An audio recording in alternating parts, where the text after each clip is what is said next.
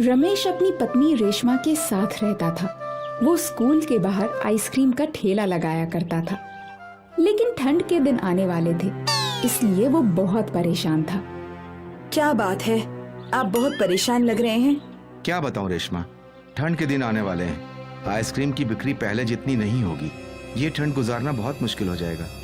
सही बात है, लेकिन कुछ न कुछ तो करना पड़ेगा। वही सोच रहा हूँ, कैसे इस ठंड को काटा जाएगा। एक दिन रमेश सुबह से ही आइसक्रीम का ठेला लगाकर खड़ा था, लेकिन उसे कोई ग्राहक नहीं मिला। उसकी सारी की सारी आइसक्रीम धरी की धरी रह जाती है। तभी एक बच्चा अपनी मम्मी के साथ रमेश के ठेले के पास आइसक्रीम खाने की जिद करने लगता है। मम्मी, मुझे आइसक्रीम खानी है। नहीं बेटा, ठंड के मौसम में आइसक्रीम खाने से गला खराब हो जाएगा। मुझे ना मम्मी आइसक्रीम बहुत पसंद है, एक खाने दो ना। चल, मैं तुझे सूप पिलाती हूँ। ठंड के दिनों में आइसक्रीम खाना अच्छा नहीं होता। रमेश अपना ठेला लेकर वहाँ से चला जाता है। सुबह से शाम हो गई थी, लेकिन उसकी एक भी आइसक्रीम नहीं बिकी थी। उदास मन से वापस वो घर की ओर चल पड़ता है। क्या हुआ? आप मुंह लटकाकर क्यों बैठे हैं? ठंड बढ़ती ही जा रही है और इस बार हमारे शहर में हर बार से ज्यादा ठंड पड़ी है। इसीलिए हर माँ बाप अपने बच्चे को आइसक्रीम खाने से रोक रहे हैं। लेकिन हम जैसे छोटे व्यवसाय वाले लोग क्या कर सकते हैं? हम अपना काम तो नहीं छोड़ सकते। ऐसे ही कुछ दिन बीत जाते हैं। ठंड के मारे रमेश और रेशमा का बुरा हाल हो जाता है। व्यवसाय पूरी तरह से बंद हो जाता है और उनके पास खाने के लिए भी कुछ नहीं होता। इस वजह से उनका मकान मालिक भी उन्हें घर से निकाल देता है। वो सड़क के किनारे रहकर अपना गुजारा करने लगते हैं। इस कड़कड़ाती ठंड में हमारे पास रहने के लिए अपना घर तक नहीं है, कोई काम भी नहीं मिल रहा। तुम चिंता मत करो, सब जल्दी ही ठीक हो जाएगा। एक दिन रमेश खाने के लिए कुछ सामान लाने जा रहा होता है। तभी एक तेज रफ्तार में आती गाड़ी रमेश को टक्कर मार देती है। ये गाड़ी उसी स्कूल में पढ़ने वाले एक बच्चे की होती है, जिस स्कूल में बाहर रमेश आइसक्रीम बेचा करता था। ये तो हमारे स्कूल के बाहर आइसक्रीम का ठेला लगाने वाले अंकल हैं। माफ करिए भाई साहब, ठंड की वजह से कोहरा हो गया है, जिस वजह से कुछ नजर नहीं आ रहा और गाड़ी आपसे जाकर टकरा गई। हे भगवान, इस धरती पर गरीब को रहने की कोई जगह है या नहीं? एक तरफ ये ठंड और ऊपर से इनका एक्सीडेंट हो गया। आप बिल्कुल चिंता मत कीजिए, मैं इन्हें अभी हॉस्पिटल लेकर जाता हूँ। ये जल्द ही ठीक हो जाएंगे। तब तक आप लोग मेरे घर पर रुक सकते हैं। सुरेश अपनी गाड़ी में रेशमा और रमेश को लेकर जाता है, जिसमें ठंड से बचने के लिए हीटर लगा होता है। ये कैसा जादू है? बाहर कितनी ठंड है और यहाँ गर्मी लग रही है।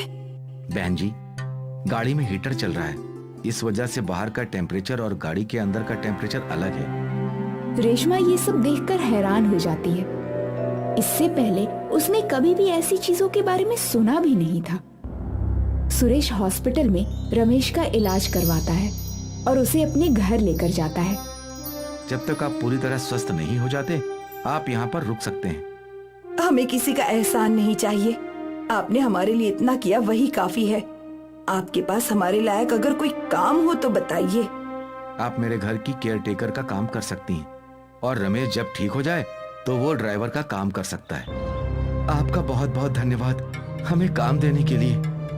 रमेश और रेशमा सुरेश के घर में रहने लगते हैं। रेशमा घर का सारा काम करने लगती है। रेशमा जब बर्तन धोने के लिए किचन में जाती है तो वहाँ नल से गर्म पानी निकलने लगता है। यहाँ बर्तन धोने के लिए गर्म पानी आता है और एक आम गरीबों को पीने का पानी भी नसीब नहीं होता। रेशमा फटाफट बर्तन धोकर सुरेश के बच्चे को सुलाने लगती है। वो देखती है कि वहाँ एक मखमल का कंबल रखा हुआ है जो बेहद ही कोमल है। मैंने आज तक इतनी कोमल चादर कभी नहीं देखी। हम गरीबों को तो चटाई भी मिल जाए सोने के लिए तो बहुत बड़ी बात है। रेशमा ये सारी बातें रमेश को जाकर बताती है। अमीरों की दुनिया कितनी अलग है हमसे। हम जिंदगी भर कितना भी काम कर लें, लेकिन इनकी तरह जिंदगी नहीं जी सकते। यहाँ तो हर प्रकार की सुविधा उपलब्ध है। ठंड से बचने के लिए तरह तरह के उपाय हैं। ये ठंड सभी के लिए एक जैसी नहीं होती। अगले दिन सुरेश रेशमा को गर्मा गर्म नाश्ता बनाने को बोलता है। आज मैंने घर पर विंटर पार्टी का प्लान किया है। मेरे कुछ दोस्त आने वाले हैं। तुम ये क्या होता है? मुझे तो इसके बारे में कुछ भी नहीं पता।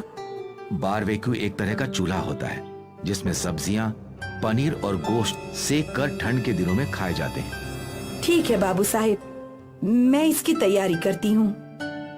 ऐसे ही कुछ दिन बीत जाते हैं। रमेश बिल्कुल स्वस्थ हो जाता है और वो भी उसी घर में ड्राइवर का काम करने लगता है। दिन में रमेश सुरेश को गाड़ी में बैठाकर ले जा रहा था। यहाँ के लोगों की तो गाड़ी भी गर्म रहती है। अमीरों को ठंड का बिल्कुल एहसास नहीं होता।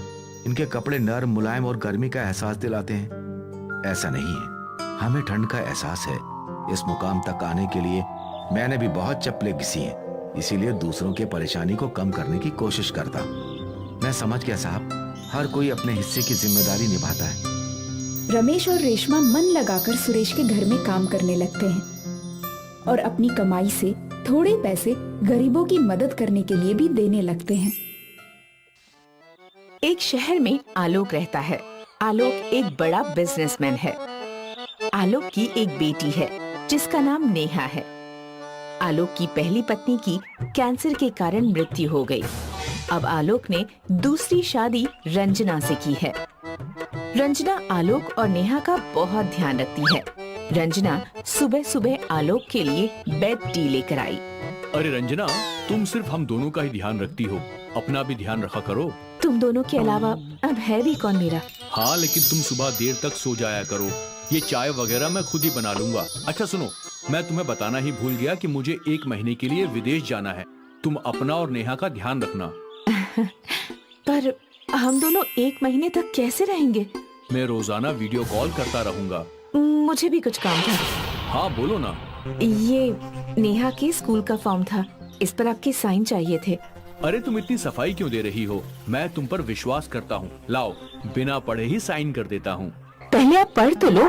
तुमने पढ़ लिया मतलब मैंने भी पढ़ लिया। आपको कब निकलना है विदेश? आज शाम को ही मैं अपने एटीएम और क्रेडिट कार्ड देकर जाऊंगा और घर पर रखा कैश भी तुम इस्तेमाल कर लेना। आलोक ने पेपर्स पर साइन कर दिए और शाम को विदेश भी चला गया। नेहा अपने कमरे में सो रही है। आज उसको जगने में बहुत लेट हो गया। नेहा की आंख खुली तो उसने देखा कि आज माँ ने जगाया नहीं है। माँ, आज आपने जगाया क्यों नहीं? और नाश्ता भी नहीं है? हाँ हाँ, तेरी ही सेवा में तो लगूंगी मैं, क्योंकि तू तो कहीं की महारानी है ना, जो हर सुबह तुझे जगा कर नाश्ता कराऊं। माँ, सब ठीक है ना? हाँ, सब ठीक है। जाकर अब किचन में बर्तन मांज ले। माँ, मुझे तो बर्तन मांजने आते ही नहीं है। मांजने नहीं आते तो बर्तनों में खाना कैसे आता है? चुपचाप जा और सारे बर्तन साफ कर दे। और हाँ, बिल्कुल चमचमाते हुए बर्तन चाहिए मुझे, वरना मुझसे बुरा कोई नहीं होगा। आज माँ को क्या हो गया है?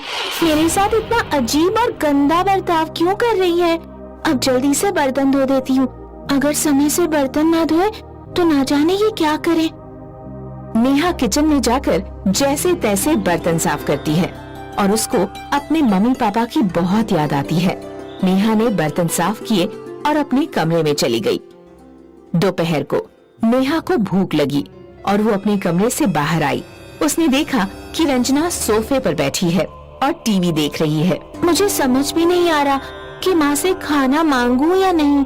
वैसे ऐसा भी तो हो सकता है कि सुबह उनका मूड किसी बात को लेकर खराब हो, लेकिन अगर ऐसा होता तो आज माँ ने मुझे खाने के लिए आवाज क्यों नहीं लगाई? माँ रोज तो ऐसा करती थी। पापा के जाने के बाद से यही चल रहा है। रंजना की नजर नेहा पर पड़ जाती है। क्या हुआ? क्यों खड़ी है? माँ, भूख लगी है। अरे ये भिखारी लोग भी ना चैन से नहीं रहने देते, कभी कुछ कभी कुछ। चल जा, किचन में जा और खाना रखा है, उठाकर खा ले। ठीक है माँ, लेकिन बर्तन भी साफ करके रख देना। नेहा किचन में गई तो उसने देखा कि वहाँ रात का बासी खाना है। नेहा की माँ के पास जाने की हिम्मत नहीं हुई, इसलिए उसने वही खाना रोते हुए खा लिया। इस प्रकार 1 महीना बीत गया और आलोक के वापस आने का समय हो गया। रंजना बेड पर बैठकर इंस्टाग्राम चला रही है। आलोक आज पूरे 1 महीने बाद घर आया, लेकिन रंजना ने उसे इग्नोर कर दिया। रंजना, तुम मुझे ऐसे इग्नोर क्यों कर रही हो? अरे भाई, मैं इतने दिनों बाद घर आया हूँ, क्या तुमको खुशी नहीं हुई? ओ हाँ, समझ गया, मैं तुम्हें वीडियो कॉल नहीं कर पाया, शायद इसीलिए मुझसे नाराज हो। रंजना, मैं बहुत टेंशन में था और अब मुझे फीवर भी है। इतने पागल क्यों हुए जा रहे हो? क्यों इतना शोर कर रहे हो? अरे विदेश से आए हो ना, कोई फौज से थोड़ी ना आए हो जो घर को इतना सिर पर उठा कर रखा है। मतलब ये क्या हो गया है तुम्हें? मैं इतनी टेंशन में हूँ, फिर भी खुश होने की कोशिश कर रहा हूँ, लेकिन तुम मुझसे ऐसे बात कर रही हो। मैं अभी अपने दोस्तों के साथ व्यस्त हूँ, सभी इंस्टाग्राम पर चैट कर रहे हैं। रुको, अभी बाद में बात करते हैं। रंजना अपने फोन पर लग जाती है। आलोक गुस्से में कमरे से बाहर निकल आता है। नेहा बाहर खड़ी होकर सारी बातें सुन रही है। वो अपने पापा को 1 महीने में हुई सारी बातें बताती है। आलोक बुखार से तप रहा है, लेकिन उसका ध्यान नेहा रखती है। रंजना उठकर भी नहीं आती। क्या हुआ पापा, आप किस टेंशन में हो? बेटा, अब तेरे अलावा कौन है सुनने वाला? हमारी कंपनी डूब गई और मुझ पे अब बहुत कर्जा हो गया है। कोई बात नहीं पापा, आप टेंशन मत लो, सब ठीक हो जाएगा। नेहा आलोक का अब और भी ज्यादा ध्यान रखती है। नेहा अपने टैबलेट में ऑनलाइन क्लासेस ले रही है। आलोक भी वहीं बैठा है। तभी वहाँ रंजना आती है। जब देखो तब इंटरनेट खत्म करती रहती है। किचन में काम पड़ा है, ये भी नहीं कि उसे देख लूं, क्योंकि तेरे बाप ने ही तो करवाया है ना रिचार्ज। रंजना, ये कौन सी तमीज है बच्चों से बात करने की? और रिचार्ज मैं नहीं कराता तो कौन कराता है? अब ये घर भी बेच रहा हूँ मैं। भिखारी लोग, तुम्हारे पास घर होगा तभी तो बेचोगे। क्या तुम जानते नहीं कि ये घर मेरा है? मैं कितनी अमीर हूँ तुम्हें अंदाजा भी नहीं है। और तुम्हारा बिजनेस वो तो डूब गया है, मुझे सब पता है। अब तुम दोनों बाप बेटी गरीब हो। ओहो, तो तुम्हारा व्यवहार अचानक से बदलने का कारण ये है। चलो, अच्छा हुआ कि तुम्हारा असली चेहरा मेरे सामने आ गया। तो सुनो मैडम, जिस दिन तुमने मुझसे पेपर साइन करवाए थे, मुझे पता था कि वो पेपर्स मेरे प्रॉपर्टी के हैं और मैं विदेश नहीं गया था, इसीलिए मैंने वीडियो कॉल नहीं की। मैं तुम्हें बताना चाहता हूँ कि ये घर पहले ही मैं भारत सरकार को गिरवी रख चुका हूँ। अब तुम्हारे पास कुछ नहीं है और नेहा ने जासूसी करके सारे सबूत इकट्ठा कर लिए हैं, जिसकी वजह से तुम्हें अब जेल भी हो सकती है। मैं और नेहा अब यहाँ से जा रहे हैं। रंजना वहीं खड़ी रह जाती है। उसको समझ में नहीं आता कि अब वो क्या करे। नेहा अपने पिता के साथ वहाँ से चली जाती है। ये कहानी है माधव नगर के राघव की। राघव ठंडियों में चादर बेचने का काम किया करता था। राघव की चादर ठंडियों में ही बिका करते और बाकी के महीने राघव को व्यापार में घाटा हुआ करता था। जब जब गर्मियों का मौसम आता है, हमेशा मुझे ऐसी ही तकलीफें होती हैं। ना कोई चादर बिकती है, ना कोई सामान। तो पिताजी, आपको बेचने ही क्यों है? मेरे साथ घर पर वक्त गुजारा कीजिए ना। अगर मैं तुम्हारे साथ घर में वक्त गुजारूंगा तो हमारे घर खाना कैसे बनेगा बेटा? राघव सोचते हुए अपने घर से गांव की तरफ चला जाता है और वहां जाकर देखता है कि हे भगवान, इतनी गर्मी है। गर्मी का महीना आने को अभी 15 दिन और है। उससे पहले ही इतनी गर्मी, पता नहीं आगे क्या होगा। तभी एक महिला वहां पर मटका लेकर आती है और कहती है, अब क्या बताऊं राघव भैया, पूरे गांव में पानी भी नहीं है और हमें पास के गांव ने भी पानी देने से मना कर दिया है। गर्मी बढ़ते ही जा रही है, खेत सारे बंजर पड़े हैं। कहीं ऐसा ना हो कि कोई प्यास से अपने प्राण ही त्याग दे। सच कहा राघव भैया आपने, कुछ ना कुछ तो गांव की सुरक्षा के लिए सोचना ही होगा। और तो और हमारे गांव के पशु भी पानी के बिना प्यासे रह रहे हैं। मेरे घर पर थोड़ा सा पानी रखा हुआ है, मैं उन पशुओं को पिला देता हूँ, उससे कम से कम उनकी दुआएं तो लगेंगी। राघव घर जाकर अपने घर से 1 बाल्टी पानी लेकर गांव के कुछ प्यासे पशुओं को पिलाता है, जिसे देख राघव की बेटी रम्या उससे कहती है, काश पिताजी, हमारे गांव में भी पानी होता। पानी नहीं, काश हमारे गांव में बर्फ होता। मैं तो बर्फ से ही सारा काम करती। लेकिन ऐसा कहाँ संभव है, ये मुमकिन नहीं है बेटा। पिताजी, एक बार आपने ही कहा था कि अगर कुछ ठान लो तो सब कुछ मुमकिन हो जाता है। रम्या की बात सुनकर राघव अपने गांव से बाहर चला जाता है और वहां जाकर देखता है कि उस गांव का सरपंच पानी बेच रहा है। आओ आओ ले लो, ठंडा ठंडा पानी खरीद लो, इस बेहाल गर्मी में अपनी प्यास बुझाओ, आ जाओ आ जाओ। अरे सरपंच साहब, आप बड़ा अच्छा काम कर रहे हैं, लेकिन आपके पास पानी कहाँ से आ रहा है? तुम आम खाओ ना, गुठलियाँ क्यों गिन रहे हो? अब मुझे भी 2 ठंडे बोतल पानी दे दीजिए, मेरी बच्ची इस चीज से बड़ी खुश होगी। राघव सरपंच के यहाँ से पानी लेकर अपने घर जाता है और सब बड़े चाव से पानी पीते हैं। तब उनके घर उनके गांव की महिला आकर कहती है, क्या बात है, सब ठंडा ठंडा पानी पी रहे हैं। देख लो क्या जमाना आ गया है, घर में शरबत पिया करते थे, अब पानी पी रहे हैं। इतनी गर्मी के हाहाकार में भी पता नहीं सरपंच जी कहाँ से ठंडे पानी बेच रहे हैं। उन्हें पानी बेचते देख मेरा तो जी ही घबरा रहा है। ये बात मेरे भी मन में आई, लेकिन वो भलाई का काम कर रहे हैं ना। अगर भलाई का काम है तो रुपये क्यों ले रहे हैं? वो कहते हैं ना, घोड़ा अगर घास से दोस्ती करेगा तो खाएगा क्या। और आज तो मैं भी उनके पास नौकरी मांगने जा रहा हूँ, घर में कुछ तो अनाज आएगा। राघव सरपंच के पास नौकरी मांगने चला जाता है। उस वक्त सरपंच और उसकी पत्नी घर के आंगन में खड़े होकर बातें कर रहे थे। सुन रही हो ना भाग्यवान, कुछ दिन और गांव वालों को लूटकर हम माला माल हो जाएंगे। मैं तो सोच भी नहीं सकती कि उस बकरी के श्राप की वजह से हमें इतना मुनाफा हो रहा है। जब तक उस बकरी को तुम उस बर्फ की खदान में रखोगी, तब तक हमें ऐसे ही बर्फ मिलता रहेगा। घर के पास खड़ा राघव सारी बातें सुनकर दंग रह गया। मैंने सरपंच जी को भगवान का रूप समझा था, लेकिन ये तो पूरे के पूरे दानव निकले। मुझे ये सारा माजरा समझना पड़ेगा, आखिर ये बर्फ की खदान है क्या। अगले दिन की सुबह होते ही राघव सरपंच जी का पीछा करने लगा और देखा कि सरपंच एक जंगल से होता हुआ एक बड़ी सी गुफा की तरफ जा रहा है, जहाँ से बकरी के मिमियाने की आवाज आ रही है। ये बकरी की आवाज कैसी? कहीं ये वही बकरी तो नहीं जिसके बारे में सरपंच और सरपंचाइन बात कर रहे थे? सरपंच बर्फ की खदान में जा चुका था। राघव भी उनका पीछा करते हुए अंदर चला गया और वहाँ जाकर देखा तो बकरी ठंड की वजह से बुरी तरह से कांप रही थी।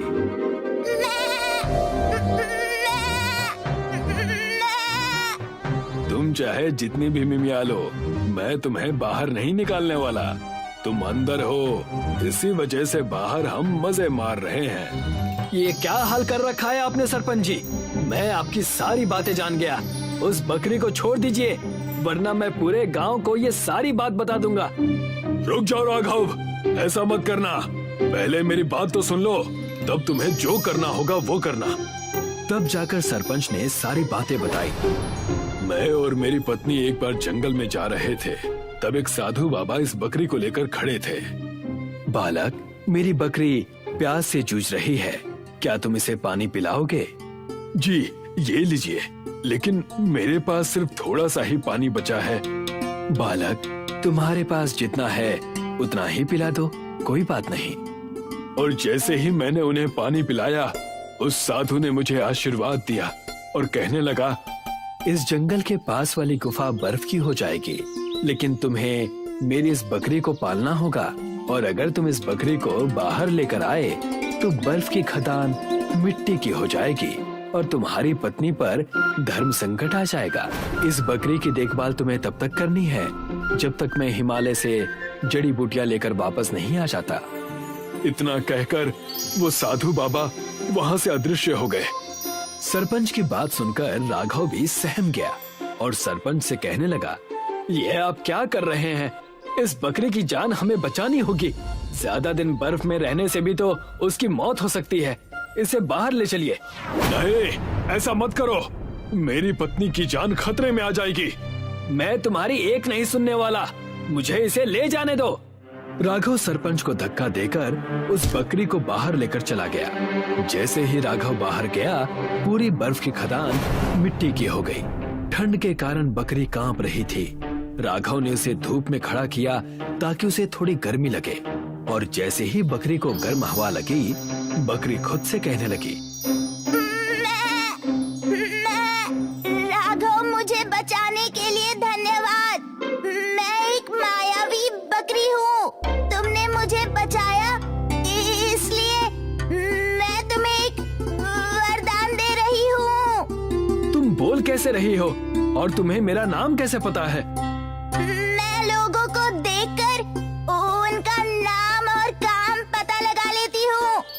मेरा वरदान ये है कि तुम्हारी सारी चादरें अब बर्फ की हो जाएंगी। जहाँ मैं खड़ी हूँ उस जगह की मिट्टी को ले जाकर अपने चादरों में डाल दो। वो सब बर्फ की हो जाएंगी और मुझे यही जंगल में छोड़कर चले जाओ। और सरपंच, अब तुम्हारी पत्नी सुरक्षित है। मैं क्या सच? तुम्हारा लाख लाख शुक्रिया। मैं उन बर्फ की चादरों से लोगों की भलाई करूंगा। पूरे गर्मी में सबको चादर बांटूंगा। राघव उस बकरी की कदमों की मिट्टी को ले जाकर अपने घर की चादरों पर डालने लगा। देखते ही देखते सारी चादर बर्फ की बन गई। मैं ये सारी चादर सबको बांट दूंगा। अब से इस कड़ाके की गर्मी में कोई प्यास से नहीं जूझेगा। लगता है आपने अपनी मन की ठानी हुई बात पूरी कर ही ली। इतनी सारी बर्फ की चादरें आपने बनाई कैसे? ये एक मायावी चादर है जो हमेशा बर्फ की रहेगी। हुर्रे! अब मैं इस बर्फ की चादर को लपेट कर खेलूंगी। राघव ने बर्फ की चादर पूरे गांव में बांटी। पूरे गांव से गर्मी का कहर खत्म हो गया और राघव और सरपंच खुशी खुशी रहने लगे। एक गांव में बबलू नाम का एक लड़का रहता था। बबलू अनाथ था। वो गांव वालों की भैंस, गाय, बकरियां चराता था। बदले में गांव वाले बबलू को तीज त्योहार पर घर बुलाकर खाने को मिठाई वगैरह दे दिया करते थे। बबलू मिठाई खाकर खुश रहता और जानवरों को चलाते हुए जंगल में बैठा बांसुरी बजाता रहता था। एक दिन गांव में वसंत पंचमी का उत्सव था। उस दिन बबलू को ढेर सारी मिठाइयां मिली। जब बबलू जंगल में बैठकर मिठाई खा रहा था तो एक बूढ़ा आदमी बबलू के पास आया। बेटा, 3-4 दिन से भूखा हूँ, कुछ भी नहीं खाया है, थोड़ी मिठाई मुझे भी दे दो। बबलू ने अपनी आधी मिठाई उस बूढ़े आदमी को दे दी। जैसे ही आदमी हाथ में मिठाई लेता है, वो एक वन देवता में बदल जाता है। तुम बहुत दयालु हो बबलू। तुमने बिना सोचे समझे अपनी आधी मिठाई मुझे दे दी। मैं तुमसे बहुत खुश हूँ। मैं तुम्हें 4 चीजें देता हूँ जो मुसीबत के समय तुम्हारे काम आएंगी। वन देवता बबलू को 3 टोकरियां देते हैं। पहली टोकरी में आंधी और तूफान है, दूसरी टोकरी में बारिश और ओले हैं, तीसरी टोकरी में आग है। ऐसा कहकर वन देवता गायब हो जाते हैं। वन देवता ने तो कहा था कि वो मुझे 4 चीजें देंगे। चलो कोई बात नहीं, 3 चीजें ही काफी हैं। बबलू अपने पास बची पूरी मिठाई नहीं खा पाता है और मिठाई को जमीन में गाड़ कर चला जाता है। जब बबलू अगले दिन उस जगह पर आता है तो वह देखता है कि जहां उसने मिठाइयां गाड़ी थी वहां एक मिठाई का पेड़ उगाया है जिस पर ढेर सारी मिठाइयां लगी हुई हैं। लगता है ये वन देवता का चौथा इनाम है। बबलू पेड़ पर चढ़ जाता है और मिठाई खाने लगता है। उसी समय जंगल से एक बूढ़ी राक्षसी गुजर रही थी। उसने बबलू को देख लिया। अरे, आज तो बहुत बढ़िया शिकार मिला है। इसकी तो मैं मसालेदार सब्जी बनाकर खाऊंगी, लेकिन पहले इसे पेड़ से नीचे उतारना होगा। बूढ़ी राक्षसी एक सुंदर औरत का रूप धारण करके मिठाई के पेड़ के पास जाती है और बबलू से कहती है, अरे बबलू बेटा, पेड़ पर इतनी मिठाई लगी हुई है, अगर तू थोड़ी मिठाई तोड़कर मुझे भी दे देता तो मैं भी खा लेती। मैं मिठाई नीचे फेंक देता हूँ, तुम खा लेना। अरे बेटा, अगर तू मिठाई तोड़कर नीचे फेंकेगा तो मिठाई गंदी हो जाएगी। तो तुम अपना आंचल फैला लो, मैं उसमें फेंक देता हूँ। बेटा, मेरा आंचल गंदा हो जाएगा, उसमें से महक आने लगेगी, तो थोड़ी मिठाई मुझे नीचे उतर कर दे दे। बबलू बूढ़ी राक्षसी के छल कपट को नहीं समझ पाता। जैसे ही वो पेड़ से नीचे उतरता है, बूढ़ी राक्षसी अपने असली रूप में आ जाती है और बबलू को एक बोरे में बंद कर लेती है। वो बबलू को बोरे में बंद करके अपने घर ले जाती है। सुन चंदा, इस बोरी में मैं शिकार पकड़ कर लाई हूँ। इसको पहले बांध दे, फिर इसका सिर काट दे और इसकी सब्जी बना लेना, खूब मसाले डालकर। मैं अभी नहा कर आती हूँ। बूढ़ी राक्षसी नहाने चली जाती है। लड़की जब बोरा खोलती है तो वो देखती है कि उसमें बबलू नाम का एक सुंदर लड़का है। लड़की को बबलू के ऊपर दया आ जाती है। दोनों में कुछ देर बातचीत होती है। ये राक्षसी मेरी कोई नहीं है। कई साल पहले ये गांव से मेरी माँ को पकड़ कर लाई थी। मैं उस समय अपनी माँ के पेट में थी, वहीं पर मेरा जन्म हुआ। राक्षसी मेरी माँ को खा गई और इसने मुझे अपना गुलाम बना लिया। ये मुझसे अपने घर के सारे काम करवाती है। बबलू और चंदा मिलकर राक्षसी के घर से भाग जाते हैं। जब राक्षसी नहाकर लौटती है तो देखती है कि चंदा और वो लड़का दोनों गायब हैं।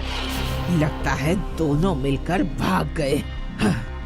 राक्षसी उनके पीछे पीछे जाती। चंदा पीछे मुड़कर देखती है। राक्षसी तो हमारे पीछे आ रही है, अब क्या करें? तभी बबलू को वन देवता की दी गई 3 टोकरियां ध्यान आती हैं। तुम चिंता मत करो, मैं अभी इस राक्षसी को भगाता हूँ। बबलू सबसे पहले आंधी और तूफान की टोकरी खोलता है, लेकिन तेज आंधी और तूफान के बीच भी राक्षसी हार नहीं मानती। वो उन दोनों का पीछा करती रहती है। लगता है ये ऐसे नहीं मानेगी। फिर बबलू बरसात और ओले की टोकरी खोलता है। राक्षसी घायल हो जाती है, लेकिन फिर भी पीछा करना नहीं छोड़ती। बबलू और चंदा भागते भागते गांव पहुंच जाते हैं। गांव वाले उनके पास आते हैं और उनसे पूछते हैं, क्या हुआ बच्चों, क्यों भाग रहे हो? बूढ़ी राक्षसी हमें मारने के लिए हमारा पीछा कर रही है। अरे हम सब भी राक्षसी के आतंक से बहुत परेशान हैं। चंदा, अब मजबूरी में हमें इस राक्षसी को मारना ही पड़ेगा। गांव वाले भी इससे परेशान हैं और अगर हम इसे नहीं मारते हैं तो ये हमें मार डालेगी। फिर बबलू अंत में आग की टोकरी खोल देता है। बूढ़ी राक्षसी जलकर मर जाती है। तभी गांव के मुखिया भी वहां पहुंचते हैं। बच्चों, तुमने बहुत अच्छा काम किया है। गांव वालों को बूढ़ी राक्षसी से मुक्त करा दिया। वो अक्सर हमारे जानवर खा जाया करती थी। इनाम के रूप में मैं तुम्हें एक घर दे रहा हूँ। गांव वाले बबलू और चंदा की शादी करा देते हैं। फिर बबलू और चंदा घर बसाकर खुशी खुशी रहने लगते हैं। सुल्तानपुर के गांव में दिलशेर और शमशेर 2 भाई रहा करते थे। इनके पिता जमींदार थे, इसलिए दोनों के पास करोड़ों की संपत्ति थी। यही संपत्ति दोनों भाइयों के बीच झगड़े की वजह बन जाती है। दिलशेर की पत्नी स्वभाव में तेज तर्रार है। दिलशेर हमेशा अपनी पत्नी का कहना मानकर उसे खुश रखने की कोशिश करता है। दिलशेर के 2 बच्चे हैं, जिनमें एक बेटा 7 साल और एक बेटी 5 साल है। दिलशेर का छोटा भाई शमशेर स्वभाव से सीधा और भाई का आज्ञाकारी है। शमशेर की अभी शादी नहीं हुई है। इसी का फायदा उठाकर दिलशेर की पत्नी शमशेर को रास्ते से हटाकर उसकी संपत्ति पर कब्जा करना चाहती है। दिलशेर और पत्नी के बीच षड्यंत्र की रूपरेखा बन चुकी है। इसलिए शमशेर गांव के बाहर एक जादूगर से मिलने जाता है। दिलशेर जादूगर की कुटिया में आया है। यहाँ जादू करने का सामान जैसे खोपड़ी, काला कपड़ा रखा है और आग जल रही है।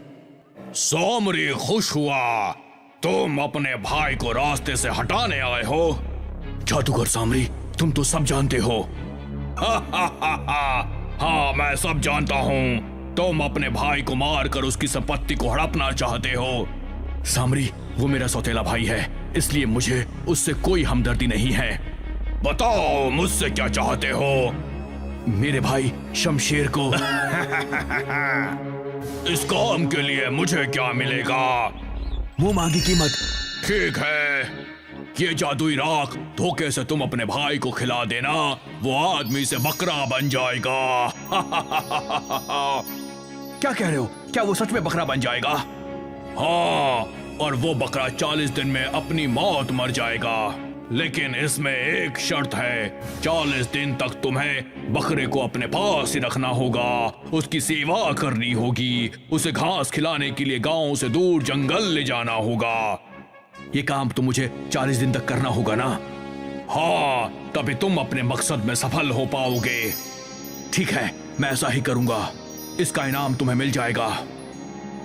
दिलशेर अपने भाई शमशेर को जादुई राख खिलाकर उसे बकरा बना देता है।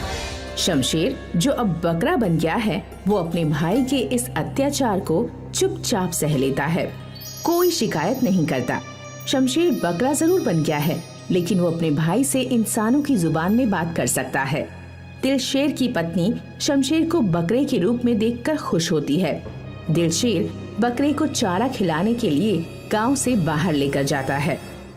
शमशेर, चलो जल्दी से चारा खाकर अपना पेट भर लो। भैया, आपने ऐसा क्यों किया? मुझसे मेरी संपत्ति मांग लेते, मैं कभी इनकार नहीं करता।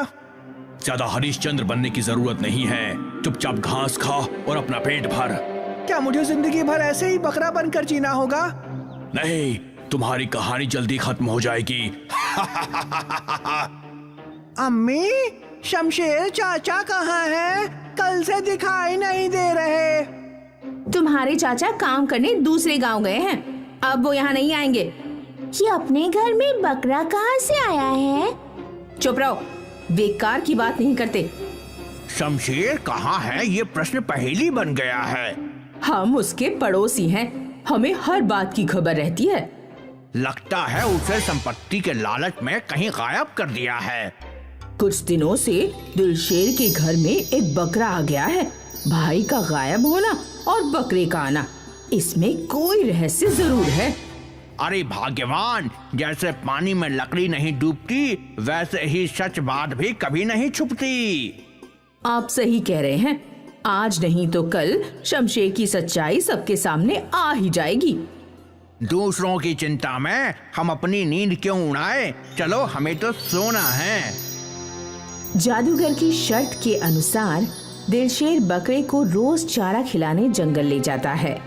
ऐसा करते हुए आज उसे 30 दिन से ज्यादा हो गए हैं। आज दिलशेर का बेटा जंगल घूमने की जिद करके साथ आ गया। बकरा जंगल में घूमने जाता है और साथ में उसका बेटा भी है। बकरा जंगल में घास चरता है। वहीं एक नदी भी है। दिलशेर बैठा है। उसका बेटा खेलते हुए कब नदी में चला जाता है, दिलशेर को पता ही नहीं चलता। बेटा पानी में डूबते हुए चिल्लाता है। दिलशेर बेटे को बचाने के लिए भागता है, लेकिन उसे तैरना नहीं आता, इसलिए किनारे पर खड़े होकर ही बेटे को पुकारता है। बकरा यानी शमशेर डूबते हुए दिलशेर के बेटे को बचाने के लिए नदी में कूद जाता है और उसे बचाकर नदी के किनारे ले आता है। दिलशेर अपने बेटे से मिलकर रोता है और बकरे की तरफ देखता है। दिलशेर बकरे को भी गले लगाकर रोता है और अपने बेटे के साथ वापस आने लगता है। दिलशेर बकरा और बेटे के साथ घने जंगल से वापस आता है। जंगल के रास्ते में उसे दहाड़ता हुआ शेर दिखाई देता है, जिसे देखकर दिलशेर के पसीने छूट जाते हैं। शेर, पापा, आप हमें बचाइए। अब हम क्या करेंगे पापा? डरो नहीं बेटा, मैं हूं ना, तुम डरो मत। मेरा शिकार बकरा, इसे मेरे हवाले कर दो। नहीं, मैं इसे तुम्हारे हवाले नहीं कर सकता। देखो, मुझे बहुत भूख लगी है, मैं सिर्फ बकरा खाकर अपना पेट भर लूंगा। अगर तुम मुझे गुस्सा दिलाओगे तो मैं तुम तीनों को खा जाऊंगा। शेर जी, आप दूसरा शिकार ढूंढ लीजिए शेर जी। नहीं, मैं यही बकरा खाऊंगा। शेर जी, आप मुझे खाकर अपना पेट भर लीजिए, लेकिन मेरे भाई और मेरे बच्चों को जाने दीजिए। ठीक है, मैं तुम्हें खाकर शांत हो जाऊंगा। नहीं शेर जी, नहीं, इसे मत खाना, इसके बदले मुझे खा लो। मुझे अपनी भूख मिटानी है, जल्दी करो। शेर जी, आप मेरा शिकार करो। नहीं, मेरा शिकार करो, इस बकरे को छोड़ दो। शेर, आप मेरा शिकार करो। तुम दोनों आपस में तय कर लो किसे मरना है, मेरा समय खराब मत करो। शेर हमेशा बकरे को ही खाता है। नहीं, शेर आदमी को भी खाता है। तुम बकरे को बचाने के लिए अपनी जान दे रहे हो। हाँ शेर जी, क्योंकि ये बकरा नहीं, मेरा छोटा भाई है शमशेर। क्या ये बकरा शमशेर चाचा है? ये बकरा तुम्हारा भाई कैसे हो सकता है? इसके पीछे मेरे लालच और स्वार्थ की कहानी है। मेरे कहने से एक जादूगर ने मेरे भाई को बकरा बना दिया। हाँ, दौलत के लालच में तुमने ऐसा किया। हाँ, दौलत की लालच में मैं अंधा हो गया था। तो फिर इस बकरे के लिए अब ममता क्यों जाग रही है? क्योंकि इसने मेरी और मेरे बेटे की जान बचाकर मेरी आंखें खोल दी। तभी शेर अचानक जादूगर बन जाता है, जिसे देखकर सब हैरान हो जाते हैं। जादूगर सामरी, तुम यहाँ कैसे आ गए? हा, मैं तुम्हारी परीक्षा लेने आया था और तुम इस परीक्षा में पास हो गए। तुम्हारे अंदर का शैतान मर गया है। हाँ जादूगर, मेरे अंदर माया की लालच, भाई से दुश्मनी, ये सब खत्म हो गई है। तुम मेरे भाई को वापस कर दो। लेकिन तुम्हारी लालची पत्नी, उसको मैं समझा दूंगा। कृपया करके इसे बकरे से आदमी बना दो। कहकर हाथ जोड़ता है और भावुक होता है। हाँ जादूगर अंकल, मेरे चाचा को वापस कर दो। ठीक है, मैं इस बकरे को वापस आदमी बना देता हूँ। कहकर जादूगर कोई मंत्र पढ़ता है और अपना हाथ बकरे के ऊपर घुमाता है। उसके हाथ से लाइट निकलती है और बकरा वापस आदमी यानी शमशेर बन जाता है। दिलशेर और बेटा खुश होते हैं। दिलशेर शमशेर को गले लगाकर रोता है। भाई मुझे माफ कर दो। भैया, मुझे आपसे कोई शिकायत नहीं है। चाचा, सुबह का भूला अगर शाम को घर वापस आ जाए तो वो भूला नहीं कहलाता। अपने घर जाओ और ऐसे ही प्यार मोहब्बत से जिंदगी भर साथ रहना। शुक्रिया जादूगर। दिलशेर, शमशेर और बेटा जंगल से घर की तरफ जाते हैं। जादूगर खुश होकर हंसता है। रमेशपुरम नाम के गांव में राधे मोहन और शिवा दो जिगरी यार रहते थे। शहर से पढ़ाई करके जब वो रमेशपुरम आए तब उन्होंने देखा कि गांव का गर्मी से बहुत बुरा हाल हो गया है। 300 साल पहले का दिया हुआ श्राप आज भी लोग भुगत रहे थे। जब तक रमेशपुरम में कुछ अच्छाई नहीं होती, लोगों को यहाँ गर्मी से गुजरना ही पड़ेगा। गांव में सूखा आ जाएगा। गांव के लोग एक बूंद पानी के लिए तरसेंगे। देख रहा है शिवा, आज भी लोग इस गांव के उस श्राप से मुक्त नहीं हुए। वो पिछले जमींदारों की बात थी। उनके छल कपट से लोग आज भी यहाँ गर्मी से परेशान हैं। वही तो मैं भी देखकर यकीन नहीं कर पा रहा हूँ। ये तो सरासर अन्याय है इनके लिए। आखिर पुरखों की सजा ये बेचारे मासूम बच्चे कब तक भुगतते रहेंगे? गांव की दुर्दशा देखकर शिवा और राधे मोहन परेशान ही थे कि वहाँ पर उनके झुग्गी चाचा आ गए। आ गए तुम दोनों शैतान, इतने सालों बाद आए हो। जरूर मेरे लिए कुछ तोहफा लाए होगे। अरे आप अब तक हैं? हमें तो लगा कि परलोक सिधार गए होंगे। नालायक, अभी भी नहीं सुधरा। और आप ये इतने सारे बर्तन लेकर कहाँ जा रहे हैं? तुम्हें तो पता ही है बेटा, उस बरसों पहले श्राप की वजह से आज भी गांव में पानी की एक बूंद नहीं आती, इसलिए हम दूसरे गांव जाकर वहां पानी जमा करते हैं। जुग्गी चाचा अपने साथ उन्हें दूसरे गांव में लेकर गए। वहां पर जाकर उन्होंने देखा और रमेशपुरम के लोगों के लिए एक बड़ी सी सीमेंट की टंकी बनवाकर रखवा दी गई है, जिससे रमेशपुरम के लोग वहां से पानी लेकर अपने गांव जाते हैं। यह तो बहुत ही गंदा पानी है। इस पानी को आप सब पी रहे हैं। मुझसे ये सब देखा नहीं जा रहा। इस पानी को पीने से अच्छा है कि इंसान अपनी जान गंवा दे। हमारे पास कोई और रास्ता भी तो नहीं है, लाचार हैं पूरे गांव वाले। इसका समाधान क्या है? मैं अपने रमेशपुरम के वासियों को इस तरह पानी के लिए तड़पते हुए नहीं देख सकता। इसके लिए बहुत बड़ा तप करना होगा। उस जमींदार को बुलाकर सबके सामने माफी मांगनी होगी और ऊंची चोटी की कुलदेवी को हमें खुश करना होगा। शिवा और राधे मोहन ने जैसे ही ऊंची चोटी के कुल देवी को खुश करने की बात सुनी, तो वो दोनों जप तप और कुल देवी को खुश करने के उपाय ढूंढते हुए उस पापी जमींदार के घर पहुंच गए। जमींदार साहब, हम आपके पास गांव की पुरानी पानी की समस्या को लेकर आए हैं। उम्मीद है कि आप हमारी बात सुनेंगे। मैं तुम दोनों को बचपन से ही जानता हूँ।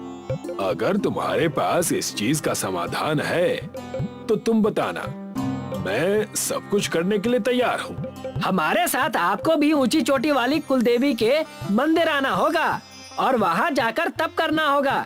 जमींदार शिवा और राधे मोहन तीनों जप तप करने ऊंची चोटी के कुलदेवी के पास चले जाते हैं। वहाँ जाकर वो लोग जप तप करना शुरू करते हैं। हे देवी, मेरे पुरखों ने जो गलती की थी उसकी सजा मेरे आज के पूरे गांव वालों को मिल रही है। कृपा करे देवी, कृपा करे। तीनों ने पूरे एक दिन तक कुल देवी के लिए तप करके उन्हें खुश करने का प्रयास किया। पूरे एक दिन बीत जाने के बाद वहाँ पर कुल देवी प्रकट हुई और कहने लगी, आंखें खोलो वत्स, मैं तुम्हारे संपूर्ण गांव, प्रेम और अच्छे मन की वजह से प्रसन्न हुई हूँ। तुम्हारी मांगे तो मैं पूरी नहीं कर सकती, लेकिन एक आशीर्वाद इन दोनों लड़कों को दे सकती हूँ। हमारे गांव की समस्या का समाधान क्यों नहीं हो सकता देवी? तुम्हारे पूर्वजों को उन बुजुर्गों का श्राप लगा है। उनकी बद्दुआ सिर्फ गांव के लोगों को खुश करके ही ठीक की जा सकती है। लेकिन गांव के लोग खुश कैसे होंगे? यही तो समस्या है। उन्हें खुश करने के लिए कोई तो उपाय बताइए जिससे गांव के लोग खुश हो जाएं और उनकी ये पानी और बंजरपन की समस्या चली जाए। मैं तुम दोनों को एक वरदान देती हूँ। इस मंदिर की मिट्टी को तुम दोनों जिस चीज पर भी रखोगे वो चीज बर्फ की हो जाएगी। इस मिट्टी को तुम दोनों को साथ में उठाकर उस चीज पर रखना होगा, लेकिन उस बर्फ को पिघलने में थोड़ी मुश्किल होगी। तथास्तु। रमेशपुरम की कुलदेवी ने बर्फ बनाने के उपाय उन्हें बता दिए थे। उस चीज से दोनों दोस्त परेशान थे और जमींदार से कहने लगे, जमींदार साहब, हम बर्फ से गांव वालों को कैसे खुश कर सकते हैं? शिवा ठीक कह रहा है, इसका कोई उपाय तो बताइए ना। गांव वासी कभी हवाई जहाज में नहीं बैठे हैं। आज ही मेरे दूर का मित्र अपने हवाई जहाज में बैठकर मुझसे मिलने आ रहा है। तुम चाहो तो अपने वरदानों का उपयोग कर सकते हो। ठीक वैसा ही हुआ। शिवा और राधे मोहन जमींदार के दोस्त के आने का इंतजार करने लगे। जैसे ही उन्होंने हवाई जहाज देखा, दोनों खुशी से पागल हो गए। कैसे हो जमींदार साहब? तुम्हारा गांव तो ऊपर से बहुत ही प्यारा दिखता है। अब आप जैसे धनवान हमारे गांव आए हैं, हमारे लिए बड़े सौभाग्य की बात है। जमींदार के दोस्त जब उनसे गप्पे लड़ा रहे थे, तब शिवा और राधे मोहन ने अपना काम कर दिया। वो हवाई जहाज के पास मंदिर की मिट्टी लेकर गए और उन्होंने मिलकर मिट्टी हवाई जहाज पर रखी और वो हवाई जहाज बर्फ की हो गई। मुझे तो यकीन नहीं हो रहा है, ये कैसे संभव है? इतना ठंडा और कोमल कैसे कुछ हो सकता है? इस बर्फ के हवाई जहाज से हम पूरे गांव को घुमाएंगे और उन्हें खुश करेंगे। इससे हमारा गांव खुश हो जाएगा और उस श्राप से मुक्त भी हो जाएगा। जमींदार ने एडवर्ड को सारी बातें बताई। ये इम्पॉसिबल है, ये कैसे हो सकता है? साइंस से बहुत ऊपर की बात है। मेरे एरोप्लेन को तुमने इतना बड़ा बर्फ का एरोप्लेन बना दिया, कमाल कर दिया। क्या हम इसमें गांव वालों को बुलाकर उन्हें सवारी बनाकर घुमा सकते हैं? जमींदार दोस्त के लिए कुछ भी, तुम जाकर सबको बुला कर लाओ। उनके साथ साथ मैं भी बर्फ के हवाई जहाज की सवारी करूंगा। शिवा जाकर गांव वालों को बुलाता है और पूरे गांव वालों को उस बर्फ की हवाई जहाज में बिठा देता है और उन्हें आकाश का चक्कर लगवाता है। इतनी खुश मैं आज तक किसी भी सवारी से नहीं हुई जितनी आज इस बर्फ के हवाई जहाज की सवारी से हुई हूँ। सही कहा तुमने, पूरा गांव अपने दुख भूलकर इस बर्फ के हवाई जहाज का आनंद ले रहा है। पूरा रमेशपुरम गांव उस बर्फ के हवाई जहाज में आनंद लेकर नीचे उतरता है। सारे गांव वाले खुश नजर आ रहे थे। देखते ही देखते रमेशपुरम में 300 साल बाद बारिश होने लगी। अरे ये क्या, हमारे गांव में बारिश? लगता है मेरे पुरखों को जो श्राप लगा था वो चला गया। हमारे गांव में वर्षा होने लगी। हमने कुल देवी के कहे अनुसार गांव वालों को खुशी दी, इसी वजह से श्राप हट गया।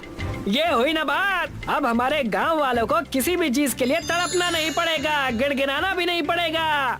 तुम दोनों की वजह से आज ये चीज मुमकिन हुई है। मैं तुम्हारा एहसान कभी नहीं भूलूंगी। हम गांव वाले हमेशा कर्जदार रहेंगे तुम्हारे। सही कहा दादी ने, ये सब तुम्हारी वजह से हुआ है। पूरा गांव इस बात का जश्न मनाएगा अब।